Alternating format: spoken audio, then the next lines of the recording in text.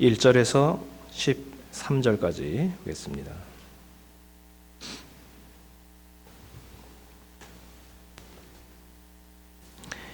신약성경 356면 히브리서 4장 1절에서 13절 제가 봉독하겠습니다.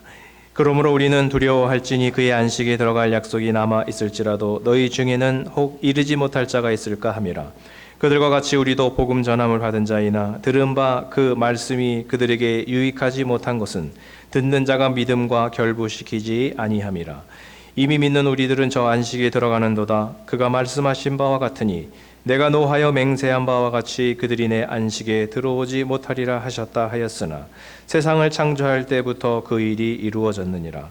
제7일에 관하여는 어딘가에 이렇게 일렀으되 하나님은 제7일에 그의 모든 일을 쉬셨다 하였으며 또 다시 거기에 그들이 내 안식에 들어오지 못하리라 하였으니 그러면 거기에 들어갈 자들이 남아있거니와 복음 전함을 먼저 받은 자들은 순종하지 아니함으로 말미암아 들어가지 못하였으므로 오랜 후에 다윗의 글에 다시 어느 날을 정하여 오늘이라고 미리 이같이 일렀으되 오늘 너희가 그의 음성을 듣거든 너희 마음을 완고하게 하지 말라 하였나니 만일 여호수아가 그들에게 안식을 주었더라면 그 후에 다른 날을 말씀하지 아니하셨으리라. 그런즉 안식할 때가 하나님의 백성에게 남아있도다. 이미 그의 안식에 들어간 자는 하나님이 자기의 일을 쉬심과 같이 그도 자기의 일을 쉬느니라. 그러므로 우리가 저 안식에 들어가기를 힘쓸지니 이는 누구든지 저 순종하지 아니하는 본에 빠지지 않게 하려 함이라. 하나님의 말씀은 살아있고 활력이 있어 좌우의 날선 어떤 검보다도 예리하여 혼과 영과 및 관절과 골수를 찔러 쪼개기까지 하며 또 마음의 생각과 뜻을 판단하나니 지으신 것이 하나도 그의 앞에 나타나지 않음이 없고 우리의 결산을 받으실 이의 눈앞에 만물이 벌거벗은 것 같이 드러나느니라. 아멘. 오늘 히브리서 강의 8번째 시간입니다. 믿음이 성장하는 비결 오늘 같이 나누려고 합니다. 지난 주일에 믿음을 방해하는 우리 마음속의 요소들 3가지에 대해서 말씀을 드렸습니다. 자, 3가지가 뭐였죠? 우리가 믿음을 갖는데 방해가 되는 우리 마음에 있는 3가지. 완고함, 욕심, 교만. 이런 것들입니다. 자, 이런 것이 제일 문제인 것 같은데 여러분 생각이 어떠세요? 그런 것 같아요? 안 그런 것 같아요? 우리 마음에 이런 요소가 조금씩 있습니까? 없습니까? 제가 보니까 다 있는 것 같아요. 교만기가 좀씩 있고 자기 생각이 맞다고 생각하고 그리고 알게 모르게 우리들 마음에 자기중심적인 모든 사고방식, 감정에 충실하고 그리고 자기 고집을 꺾지 않고 누구나 그런 게 다 있는 것 같습니다. 자, 오늘은 한 단계 더 나가서 그럼 믿음이 잘 되기 위해서는 어떤 마음이 필요한가 이것을 오늘 말씀을 드리려고 하는데 지난주에 있었던 이 3가지 반대말 찾기를 하면 돼요. 아주 쉽습니다. 자, 완고함의 반대말 뭐죠? 순종이라고 할 수가 있겠죠. 네, 완고하지 않고 내 고집 꺾고 하나님께 순종하고. 자, 그 다음에 2번째 교만 반대말 겸손이죠. 당연히 겸손. 3번째 욕심을 버리고 빈 마음으로 모든 걸 좀 내려놓고 내 욕심 내려놓고 자기중심적 이기심을 좀 내려놓고 남도 좀 배려할 줄 알면서 살자. 네, 이렇게 살면 순종하고 겸손하고 빈 마음으로 살면요 믿음이 안 될 수가 없습니다. 믿음이 안 되는 거는요 이게 아직도 우리 안에 없어서 그렇죠. 자, 그런데 여러분 말은 쉬운데 실제로 저렇게 변화된다는 것은 정말 쉬운 거는 아닙니다. 되기는 되는데 그게 시간도 오래 걸리고요. 또 만일에 이렇게 변화가 된다고 하면 도대체 어떤 구체적인 방법을 통해서 우리가 이렇게 바뀔 수가 있을까? 자, 이것이 오늘 숙제입니다. 그리스도인들이 하나님의 거룩한 성품을 본받아서 내적으로 변화되는 것을 신학적으로 성화라고 하죠. 성화 또는 우리는 성결교인데 같은 얘기죠. 성화, 성결, 변화가 되는 것입니다. 어떻게 우리가 성화가 될까요? 어떻게 변화가 될까요? 교회를 오래 다닌다고 변화되는 건 아닌 것 같아요. 종교 생활을 여러분 이민 오셔가지고 10년, 20년, 30년 교회를 다니셨죠. 거의 웬만한 일이 없으면은 여러분 주일날 나오시잖아요. 그런데 어떠신 것 같아요? 시간이 지나면 지날수록 믿음이 좀 느는 것 같아요? 잘 안 늘립니다. 신앙이 잘 자라지 않습니다. 어떤 경우는요, 오히려 퇴보하는 경우도 많습니다. 30년 전 처음 교회 다닐 때나 지금이나 거기서 거긴 것 같고 뭔가 변화가 없다, 이런 생각을 혹시 여러분 하고 계신지 모르겠습니다. 자, 이것은 무슨 도덕적인 의무감으로 가지고 되는 것도 아니고, 목사가 강요한다고 이게 변화되는 것도 아니고, 어떤 수도 행위를 통해 가지고 도달하는 것도 아니고요. 심지어 40일 금식을 해도 변화가 그렇게 되는 건 아닙니다. 한 일주일은 변화되는 거예요. 부흥에 참석해서 은혜 받으면 한 일주일은 가는 것 같아요. 근데 일주일 지나면 똑같아요. 자, 도대체 어떻게 우리가 이렇게 성화가 될 수 있을까? 순종, 빈 마음, 겸손, 순종의 마음, 빈 마음, 겸손의 마음, 이것은 바로 예수님의 마음인 것입니다. 그래서 정말 근본적으로 변화되려면 우리 마음에 예수님을 모시면 되는 것입니다. 예수님을 우리 안에 모시고 예수님의 마음을 따라서 우리가 살고 성령 충만함을 받고 살아가게 되면, 시간은 좀 걸리더라도 언젠가는 우리도 순종, 빈 마음, 겸손의 마음을 가지고 예수님을 조금 흉내내면서 그렇게 우리도 살아갈 수가 있습니다. 자, 빌립보서 2장 5절에서 8절을 한번 보겠습니다. 거기 아주 잘 나오고 있어요, 예수님의 마음이. 자, 친절하게도 노란 글씨로 이렇게 제가 써드렸죠. 이렇게 또. 자, 한번 읽어보겠습니다. 시작. 너희 안에 이 마음을 품으라. 곧 그리스도 예수의 마음이니 그는 근본 하나님의 본체시나 하나님과 동등됨을 취할 것으로 여기지 아니하시고 오히려 자기를 비워 종의 형체를 가지사 사람들과 같이 되셨고 사람의 모양으로 나타나사 자기를 낮추시고 죽기까지 복종하셨으니 곧 십자가에 죽으심이라. 네. 평범한 말씀인 것 같지만 평생을 우리가 모토를 삼아도 정말 달려가기에 벅찬 그런 말씀입니다. 예수님처럼 모든 것을 다 비우고, 그리고 예수님처럼 정말 이 땅에까지 성육신할 정도로 낮아지시고, 그리고 아버지의 뜻이라면 철저하게 복종하시는, 자, 이러한 모습이 바로 예수님의 마음입니다. 자, 그래서 우리도 예수님의 마음을 왜 본받아야 하는지, 예수님의 마음을 따라서 살아갈 때 믿음이 왜 잘 성장할 수 있는지 그걸 한번 설명을 드리겠습니다. 자, 로마서에 보면 우리가 믿음이 어떻게 생긴다고 그래요?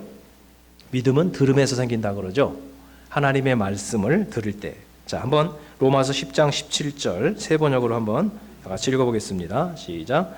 그러므로 믿음은 들음에서 생기고 들음은 그리스도를 전하는 말씀에서 비롯됩니다. 네.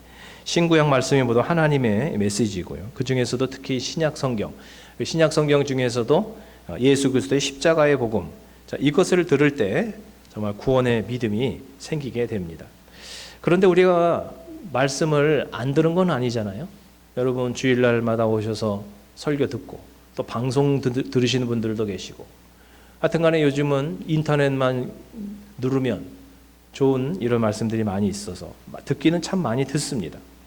자, 그런데 육신으로 이렇게 듣는 것만 가지고 자동으로 다 믿음이 되는 것은 아니라는 것입니다. 그걸 말씀을 접할 때 두 가지를 해야 됩니다. 오늘 그 두 가지가 뭔지를 말씀을 드리려고 합니다. 첫째, 하나님의 말씀을 듣고 접할 때 그 말씀을 어떻게 되느냐. 2절에 보니까 믿음과 결부시켜야 한다라고 합니다. 믿음과 결부시킨다. 세 번역에서는 믿음과 결합시킨다 그랬습니다. 감이 오세요? 도대체 말씀을 들을 때 믿음과 결부시킨다, 이게 도대체 무슨 말인가? 아직도 추상적입니다. 자, 이거를 조금 쉽게 이해하기 위해서 그리스어를 제가 이렇게 좀 연구를 해봤더니 쉰케라님이라고 하는 그런 좀 발음하기 어려운데요. 쉰케라님이라는 그리스어인데, 이게 성경에 오늘 본문 한번 쓰이고요, 고린도전서 12장에 한번 쓰였습니다. 두 번 나오는데, 그 의미가 뭐냐면 고린도서 12장에서는 인체 각 지체를 설명하는 것입니다. 인체의 각 지체를 설명하면서 우리의 손 수족이라든지 내장이라든지 뭐 기관이라든지 이런 우리의 그 신체 각 부분들이 몸에 붙어 있을 뿐만 아니라 신경과 근육과 이런 것으로 이렇게 연결이 되어져 있다는 것입니다. 만일에 이게 사고가 나서 뭐 절단이 됐는데 봉합을 했다고 해보세요. 그런데 그냥 붙여만 놓고 신경을 세밀하게 연결을 안 했다고 생각해 보세요. 이게 썩든지 아니면 붙어 있긴 하지만은 마비 상태에서 제대로 감각이 없고 제대로 운동을 할 수 없는 그런 모습이 되고 말 것입니다. 그러니까 우리의 신체가 건강하게 이렇게 다 사지가 붙어 있다라고 하는 거, 집으면 감각이 있고 또 이렇게 마음대로 이렇게 움직일 수 있다라고 하는 것은 뭡니까? 잘 연결되어져 있다, 건강하다, 그런 것이죠. 그러면서 이제 사도 바울은 우리 교회의 모든 성도들은 다 지체다, 서로가 연결되어져 있다는 것입니다. 한 사람이 어려움을 당하면 같이 아파하는 거죠. 같이 괴로워하고 같이 기도하고, 한 사람이 잘 되면 시기하는 것이 아니라 같이 기뻐하는 거죠. 그게 바로 몸된 교회다, 지체다. 그걸 설명하면서 이런 말씀을, 이 단어를 사용했습니다. 자, 그러니까 믿음과 결부시킨다는 것은 뭐냐면 감각이 있다는 것입니다. 하나님의 말씀을 들을 때 무감각하지 않다는 것입니다. 여러분의 마음이 마비 상태에 있어서는 안 된다는 것입니다. 마취 상태와 같이 얼얼해가지고 하나님의 은혜가 임하는데도 그것에 대해서 무감각하다면 이거는 믿음으로 결부시키는 그런 것을 실패하고 있는 것입니다. 여러분, 주일날 예배에 오셨을 때, 또 말씀을 들으실 때, 찬양하고 또 남들이 기도하거나 간증할 때, 이럴 때 여러분의 마음은 어떠십니까? 그것을 보면서 들으면서 뭔가 좀 마음에 와닿고, 그리고 좀 마음에 뭉클해지고 감동이 되어지고 감화가 되고, 그러면 여러분은 믿음과 결부시키고 있는 것입니다. 그런데 습관적으로 교회 나오기는 했는데 뭐 예배에 참석하는데 말이죠, 아무 느낌이 없다. 여러분, 정말 돌같이 차갑고 마음이 아무 느낌이 없다. 그리고 자꾸 말이죠, 시계만 쳐다보고 오늘 또 강 목사의 설교가 왜 또 길어져, 또 배고픈데, 뭐 이런다든지, 뭔가 찬양을 듣는데 오늘따라 이렇게 뭐 어려운 모르는 찬양만 저렇게 해대, 뭐 이렇게 한다든지, 뭔가 전혀 마음에 감동이 없다고 그러면요, 이게 바로 뭐냐면 무감각한 심령이 된 것입니다. 자, 그것이 바로 믿음과 결부시키는 것에 실패한 거죠. 그 다음에 이 신케라님이라고 하는 이 단어의 어원이 요한계시록에 3번 또 나오는데요, 거기서는 이 단어를 이렇게 설명하고 있습니다. 물과 포도주가 잘 희석되는 모습을 표현할 때 이 단어를 사용하는 것입니다. 물하고 포도주하고 이렇게 섞으면요, 이렇게 쫙 섞여버리죠. 희석이 잘 되죠. 물하고 기름하고 섞어보세요. 아무리 막 흔들어도 어떻게 됩니까? 시간이 지나면 기름은 둥둥둥 뜨고 물 따로 기름 따로, 물과 기름처럼 섞이지 않는 것이죠. 여러분의 마음이 하나님의 말씀을 듣고 은혜를 받을 때에, 은혜에 임할 때 물과 기름처럼 이렇게 겉돌면 안 된다는 것입니다. 마음의 문이 겉도는 것처럼 말이죠, 하나님의 은혜가 이렇게 스며들어가야 되는데 그게 섞이지가 않아요. 그냥 기름칠을 해놓은 것처럼 말이죠, 이게 그냥 속으로 들어가지를 못하는 그런 모습, 이게 바로 믿음과 결부시키는데 실패한 모습입니다.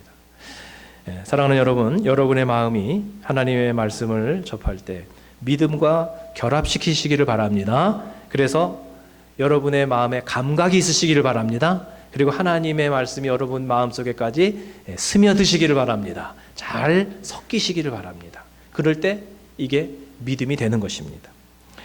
자, 그러기 위해서는 오늘 하나님의 말씀을 접할 때마다 하나님이 지금 나에게 말씀하고 계시다라는 생각이 필요합니다.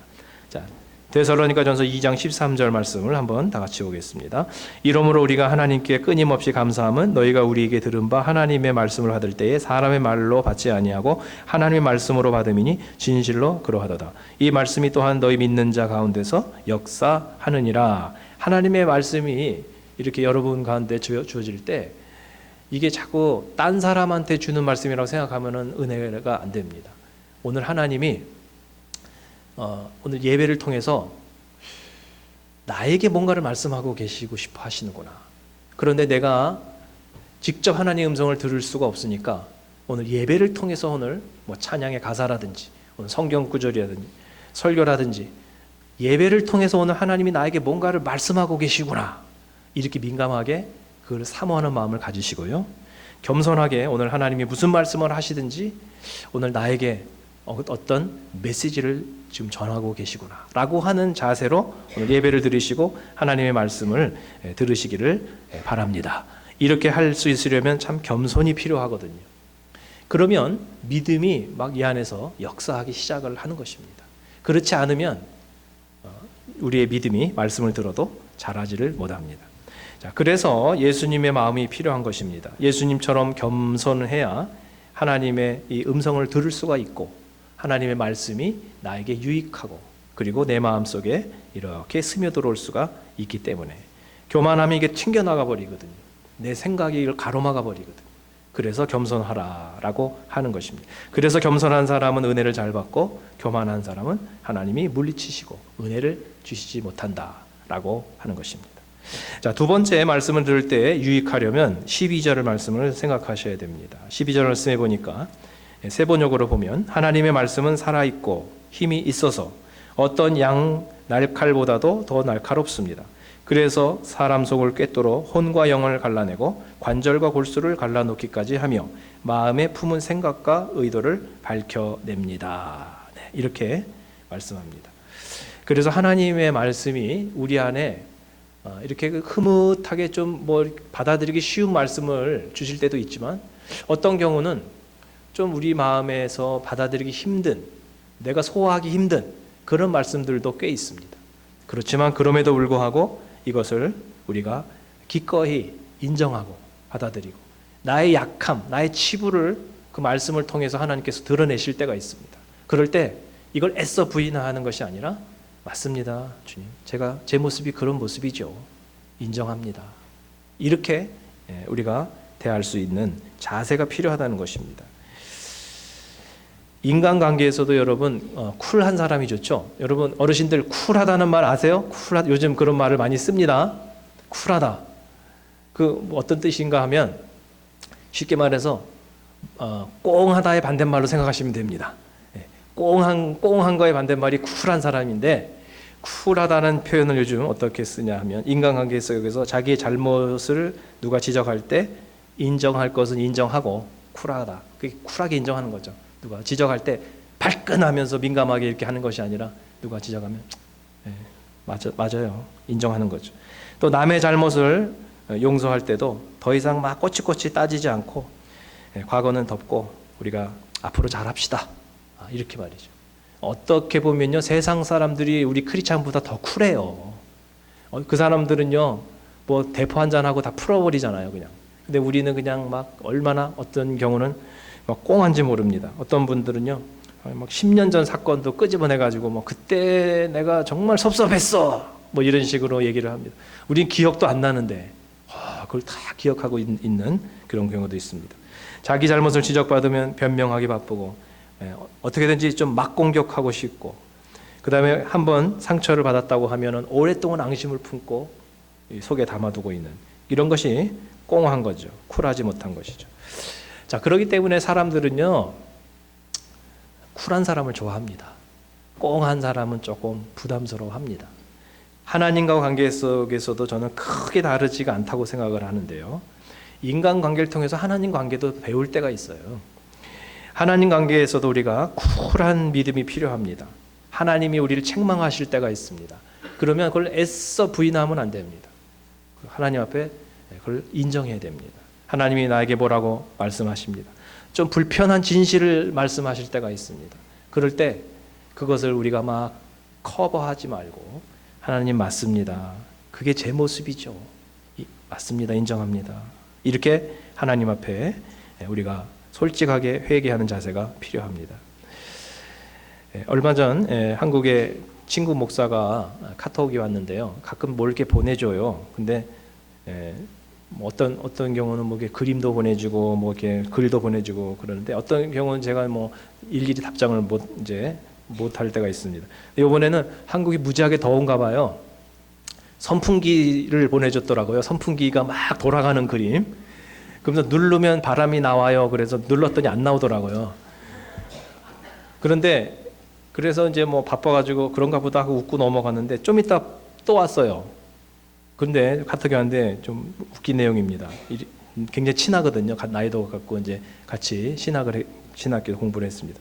근데 이렇게 왔습니다. 내용이 반응해. 성님한테 너무 건조한 거 아니요? 개념 없는 아베같이 반응이 없어. 이렇게 답장 안 했다고. 그래서 답장을 얼른 했습니다. 눌러도 바람 안 나와. 이렇게 답장을 했습니다. 요즘 한일 관계가 얼마나 싸늘한지 그 아베라는 말 속에 제가 딱 느낌이 왔습니다. 요즘 안 좋구나. 개념 없는 아베 이런 표현을 쓰고 있었습니다.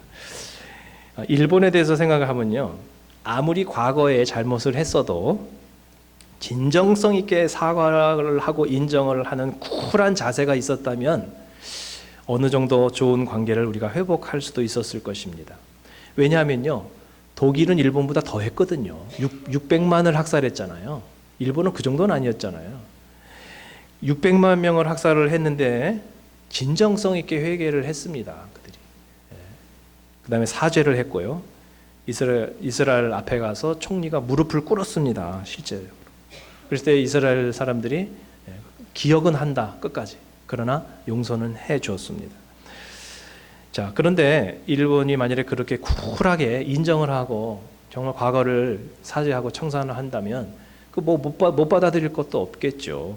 충분히 우리가 다시 믿음을, 관계를, 신뢰를 회복해 나갈 수가 있겠죠. 자, 마찬가지입니다. 인간관계 속에서도 우리가 쿨하게 인정하고 자기 약함을 그대로 오픈하고 드러내고 그럴 때 사람들의 마음이 열리고 믿음이 쌓입니다. 그걸 막 은폐하려고 하면 할수록 더 신뢰가 무너지죠, 사실은.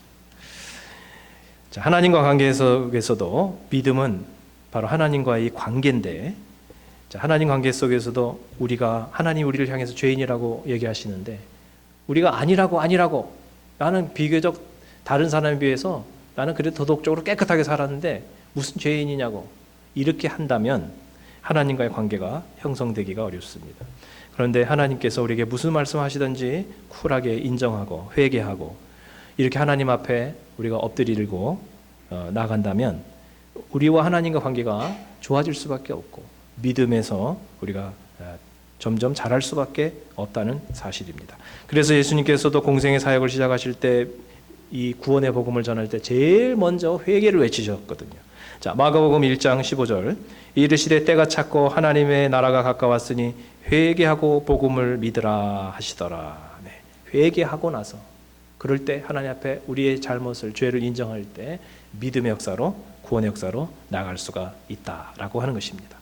사랑하는 여러분 믿음을 원하신다면 하나님의 말씀을 들으셔야 되는데 듣고 그냥 끝나는 것이 아니라 그 말씀 앞에서 믿음을 결합시키시길 바라고요. 그 다음에 하나님 앞에서 그 말씀 앞에서 무엇이 드러나든지 그것을 그대로 인정하시기를 바랍니다. 우리 안에 근본적인 문제가 있는데 반창고만 붙이면은 해결이 되지 않습니다. 때로는 수술이 필요하거든요. 수술이 아프고 부담스럽지만 수술을 할 때 그 근본적인 문제가 해결이 되는 거지. 거기다가 그냥 네오스프린만 바르고 그냥 밴디지만 붙이면은요 해결이 되질 않습니다. 자, 그래서 하나님 앞에 여러분 근본적인 인생의 문제, 죄의 문제를 이렇게 인정하고 수술을 하시는 여러분 되시기를 바랍니다. 마지막으로 이미 믿으시는 분들 중에서 이제 믿기는 믿어요. 근데 더 이상 신앙이 자라지 않아서 좀 괴로워하시는 분들이 꽤 계십니다.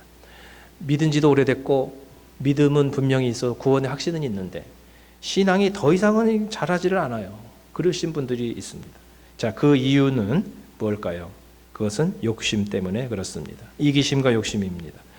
겸손과 그 다음에 또 하나님 앞에서 우리가 순종이 필요하다고 그랬는데 욕심을 버리는 빈 마음도 필요한 것입니다. 자, 마가복음 4장 18절에서 20절 사이에 네 가지 밭의 비유 중에서 이 세 번째 밭, 자, 그 왜 자라지 않고 결실하지 못하는지 거기 나오고 있습니다. 한번 다 같이 읽어보겠습니다. 또 어떤 이는 가시떨기에 뿌려진 자니 이들은 말씀을 듣기는 하되 세상의 염려와 재물의 유혹과 기타 욕심이 들어와 말씀을 막아 결실하지 못하게 되는 자요. 좋은 땅에 뿌려졌다는 것은 곧 말씀을 듣고 받아 30배나 60배나 100배 결실을 하는 자니라. 첫째 밭, 둘째 밭. 자, 그것은 길가밭, 돌밭. 이것은 신앙이 아예 안 되는 경우를 얘기한 것입니다. 신앙이 안 되는 마음, 교만하고 그 다음에 불순종한 딱딱한 마음들을 얘기하고 있는 것입니다. 그런데 여기 세 번째 밭은 신앙을 갖기는 가졌는데 신앙이 자라지 않는 문제를 얘기하고 있는 것입니다. 대부분의 우리 신앙생활 하고 있는 분들이 이 세 번째 해당이 되는 것입니다. 근데 왜 그러냐 하면요, 이게 간단한 겁니다. 의외로 간단한 겁니다. 세상의 염려와 재물의 유혹과 기타 욕심. 한마디로 말해서 이기심과 욕심이 더 크기 때문에 더 이상은 자라지 않는 것입니다. 자, 여러분들 가운데서도 나는 신앙생활 하는 가운데서 이상하게 믿음이 크지 않는다고 하는 분들은 이거를 생각하시기를 바랍니다. 자기 중심의 삶에서 하나님 중심의 하나님 나라를 위한 삶으로 헌신해 하시면 됩니다. 그래서 자꾸 뭐 가정교회 하자, 그다음에 목자 목녀 헌신해라, 뭐 그 이야기가 뭐냐면요, 뭐 교회 성장을 위해서 여러분을 이용하려고 그러는 것이 아니라 여러분 스스로가 한 단계 믿음을 도약하기 위해서는 하나님 나라를 위한 헌신이 없이는 이게 안 되기 때문에 그런 것입니다. 하나님 나라를 위해서, 영혼을 위해서 헌신을 결단해 보시기를 바랍니다. 그러면 믿음이 한 단계 올라가요. 자, 그건 분명한 사실입니다. 사랑하는 여러분, 오늘 믿음이 성장하는 비결 3가지 말씀드렸습니다. 잘 안 믿어지시는 분, 믿음이 생기지 않으시는 분들은 여러분 부드러운 마음으로 말씀을 듣고 회개하고 뉘우치면 믿음이 생깁니다. 겸손한 마음을 가지고 말씀을 들을 때 이것이 하나님이 나에게 지금 말씀하고 있는 음성이라고 받아들이시면 믿음이 또 생깁니다. 믿기는 믿는데 잘하지 않으시는 분들이 계시다면 자기 욕심의 삶을 내려놓고 하나님 나라를 위해서 한번 헌신을 결단해 보시기를 바랍니다. 그러면 또 다른 세계의 믿음의 단계 속으로 또 여러분이 들어가실 수가 있습니다. 그래서 여러분 모두가 믿음이 없으신 분들, 또 믿음이 약하신 분들도 믿음이 더욱더 성장하시는 하나님의 은혜가 있으시기를 주님의 이름으로 축원드립니다. 이 시간에 우리 잠시 다 같이 기도하실 때 믿음이 없으신 분들은 하나님 앞에 그렇게 한번 기도하시고요. 하나님, 저의 마음에 있는